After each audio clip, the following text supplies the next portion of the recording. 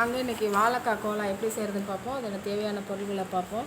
First வாழைக்காயை நல்லா தோலோட 2 துண்டாக வெட்டி வேக வச்சுருங்க. 2-3 விசில் வச்சு எடுத்துக்கோங்க. அதுக்கப்புறம் வாழைக்காய் வேக வச்சு எடுத்ததுக்கப்புறம் கடாயை வச்சு எண்ணெயை ஊற்றுங்க. எண்ணெய் காஞ்ச பிறகு நல்லா ஒரு வெங்காயம், சின்ன வெங்காயம் உரித்து போட்டு நல்லா வதக்குங்க. வதக்கிட்டு பூண்டு ஒரு 10 பல் போடுங்க. அதையும் நல்லா போட்டு வதக்குங்க. இஞ்சி ஒரு துண்டு போடுங்க, வதக்குங்க. பட்டை ஒரு துண்டு, 2 கிராம்பு அதையும் போட்டு நல்லா வதக்கிட்டு சோம்பு ஒரு டீஸ்பூன் போடுங்க. போட்டு நல்லா வதக்கின பிறகு நல்லா ஒரு கைப்பிடி கருவேப்பிலையை நல்லா கழுவிட்டு அதோட போட்டுக்கோங்க. நல்லா வதக்கிட்டு கொத்தமல்லி சும்மா கொஞ்சம் தேவையான அளவு அதையும் நல்லா வதக்கி போட்டுக்கிட்டு நல்லா வதக்கின பிறகு மஞ்சத்தூள் 1/4 டீஸ்பூனும், மிளகாத்தூள் 1 டீஸ்பூன் போட்டு நல்லா வதக்கிட்டு தேங்காய் ஒரு 1/4 கப்பு எடுத்து போட்டு வதக்கி நிறுத்தி ஆஃப் பண்ணி வச்சுருங்க.